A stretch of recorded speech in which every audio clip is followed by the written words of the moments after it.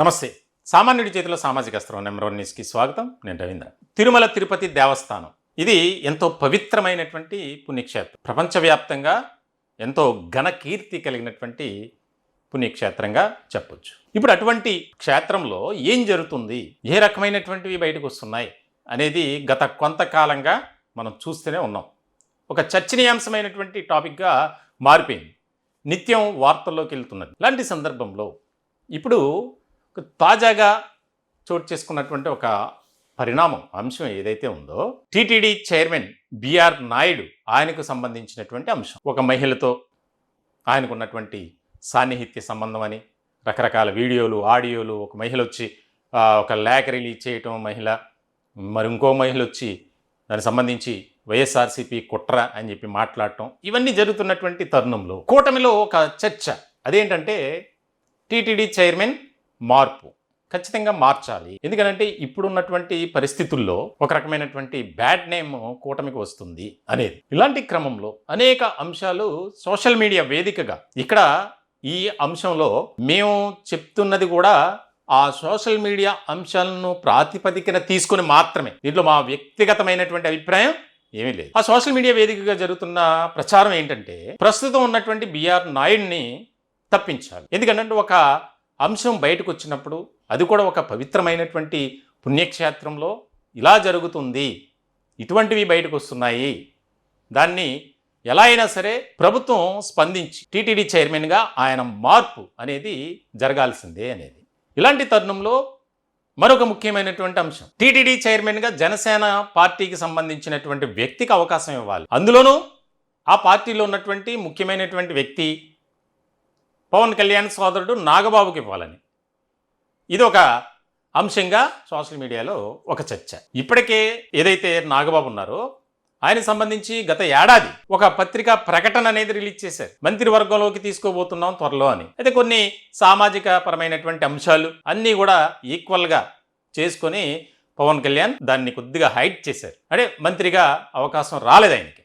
ఇలాంటి సందర్భంలో ఎమ్మెల్సీ ఆయనకు ఒక సముచితమైనటువంటి స్థానం కల్పించాలి అలా అని చెప్పి రాజ్యసభ అయితే ఛాన్సే లేదు ఎట్టి పరిస్థితి. ఇటువంటి క్రమంలో ఆయన ఒక వివాదాలకు దూరంగా ఉండేటువంటి వ్యక్తి ప్లస్ మంచి వ్యక్తి అనేది ఒక రకమైనటువంటి గుర్తింపు ఉంది. కాబట్టి నాగబాబుకి ఆ పదవిస్తే జనసేనకు తగినటువంటి గౌరవం, గుర్తింపు లభిస్తుంది అనేది జనసేన నుంచి ముఖ్యంగా మెగా ఫ్యామిలీ అభిమానులు వారు చెప్తున్నటువంటి, వారు డిమాండ్ చేస్తున్నటువంటి అంశం. ఇలాంటి క్రమంలో సోషల్ మీడియా వేదికగా జరుగుతున్నటువంటి కొన్ని పోస్టులు బయటకు వస్తున్నాయి.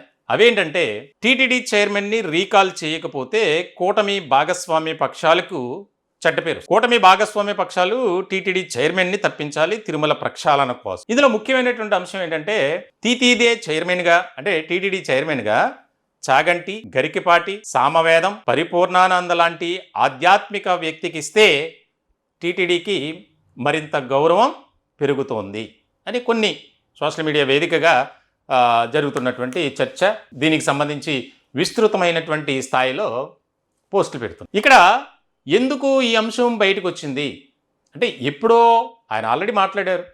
బిఆర్ నాయుడు బయటకు వచ్చి ఆ సదరు మహిళతో 25-30 ఏళ్ళ నుంచి పరిచయం ఉంది, ఆ కుటుంబం మా కుటుంబం ఫ్యామిలీ అట్మాస్ఫియర్లో ఉన్నాం అని చెప్పకనే చెప్పారు. ఇక తర్వాత జరిగినటువంటి పరిణామాలు, ఎప్పుడో లేఖ రాశారు, ఆ లేఖ ఇప్పుడు బయటకు పెట్టి వైఎస్ఆర్సీపీ టార్గెట్గా కరుణాకర్ రెడ్డి, ముఖ్యంగా బొమ్మన కరుణాకర్ రెడ్డి ప్రెస్ మీట్ పెట్టి మరీ దాని గురించి ఒక విశ్లేషణలాగా చేశారు. అయితే తర్వాత జరిగినటువంటి పరిణామం, ఒక మహిళ వచ్చింది, జట్టి రేణుక అనే మహిళ. ఆమె వచ్చి నాకు బిఆర్ నాయుడు 5 కోట్లు పెట్టి కారు కొని ఇచ్చాడు, లేకపోతే ఆ ఫ్లాట్ కొన్నాడు, ఈ ఫ్లాట్ కొన్నాడు, నాకు బంగారం ఇచ్చాడు అని చెప్తున్నారు, మీరేమన్నా నిరూపించగలరా? వైఎస్ఆర్సీపీ కావాలనే బురద జల్లే ప్రయత్నం చేస్తుంది అని చెప్పి రకరకాలుగా ఆమె మాట్లాడుతున్నారు. అంటే ఇది ఓవరాల్గా రాజకీయాలకు దాన్ని వాడుకుంటున్నారు అంశాన్ని. ఎలా అయినా సరే గతంలో అంటే 2019 నుంచి 2024 వరకు జరిగినటువంటి ఆ యొక్క అక్రమాలను, అవినీతిని కప్పిపుచ్చుకోవడానికే వైఎస్ఆర్సీపీ ఈ విధంగా చేస్తుంది అని కొంతమంది, బిఆర్ నాయుడు అటువంటి వ్యక్తి కాదు, ఆయన చాలా మంచివారు అని చెప్పి మరి కొంతమంది. ఇలాంటి ప్రచారం జరుగుతున్నటువంటి, వాదోపవాదాలు జరుగుతున్నటువంటి తరుణంలో టీటీడీ చైర్మన్ మార్చాలి. ఎందుకనంటే అది ఎంతో పవిత్రమైనటువంటి ప్రాంతం, పుణ్యక్షేత్రం కాబట్టి ఇటువంటి ఆరోపణలు వచ్చినప్పుడు తప్పించాలి, వేరే వారికి అవకాశం ఇవ్వండి. ఇంకా విచిత్రం ఏంటంటే గత 2 రోజుల క్రితం ఏదైతే ఈ అంశం తెర మీదకి వచ్చిందో మరొక 2 మీడియా సంస్థలకు సంబంధించి అధినేతలపై వచ్చింది. ఆ 2 ఛానల్ సంబంధించినటువంటి యాజమాన్యం కమ్మ సామాజిక వర్గానికి సంబంధించిన వారే. ఇద్దరు కూడా చౌదరి గారులే. వారిద్దరి పేర్లు బయటకు వచ్చి ఇద్దరిలో ఎవరికొకరికి అవకాశం దక్కుతుంది ఖచ్చితంగా ఇస్తున్నారు అనేది. అంటే ఒక రకమైనటువంటి గ్లోబల్ ప్రచారం. దీనికి సంబంధించి అంటే మరి కూటమి నేతలు ఏ రకమైనటువంటి నిర్ణయం తీసుకుంటారు? వాస్తవంగా బిఆర్ నాయుడు ఆయన ఏమీ తప్పు చేయలేదు. దీనికి సంబంధించి ఇప్పుడు ఒకవేళ మారిస్తే కూటమికి ఇంకా చెడ్డ పేరు వస్తుంది. అంటే ఆయన ఏదో తప్పు చేశాడు కాబట్టి.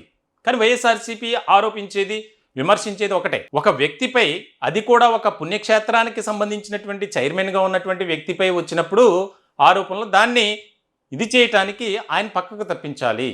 మా ప్రభుత్వం ఏం చేసింది 2019లో ఎస్వీబీసీ చైర్మన్గా ఉన్నటువంటి పృథ్వీరాజ్, ఎస్వీబీసీ చైర్మన్గా ఉన్నటువంటి పృథ్వీపై వచ్చినటువంటి ఆరోపణలు, ఆడియో కలకలం అప్పుడే మా అధినేత పక్కన పెట్టారు. కాబట్టి మీరెందుకు అలా చేయట్లేదు? అంతా మొత్తానికైతే దీనికి సంబంధించి ఇంకా ఎపిసోడ్లుగా చర్చ జరుగుతూనే ఉంది. ఇంకెన్ని నాటకీయమైనటువంటి పరిణామాలు చోటు చేసుకుంటాయి అనేది చాలా కీలకమైనటువంటి అంశం. మొత్తానికైతే ఇలాంటి తరుణంలో జనసేన నుంచి నాగబాబుకి తిరుమల తిరుపతి దేవస్థానం చైర్మన్గా అవకాశం ఇవ్వాలి అనే చర్చ మొత్తానికైతే చాలా ఇంట్రెస్టింగ్ డిస్కషన్ అనేది నడుస్తుంది. చూడాలి ఇంకెన్ని వస్తాయో ట్విస్ట్లు. ఈ టాపిక్పై మీ విలువైనటువంటి అభిప్రాయాలు కామెంట్ రూపంలో తెలియజేయండి. ఇప్పుడు వస్తున్నటువంటి వస్తున్నటువంటి ఏదైతే న్యూస్ ఉందో దానికి సంబంధించి టీటీడీ చైర్మన్ను ఖచ్చితంగా మార్చాలా అనేది కూడా కామెంట్ రూపంలో మీ అభిప్రాయాన్ని తెలియజేయండి. దయచేసి మా ఛానల్ని సబ్స్క్రైబ్ చేసుకోండి. Thank you.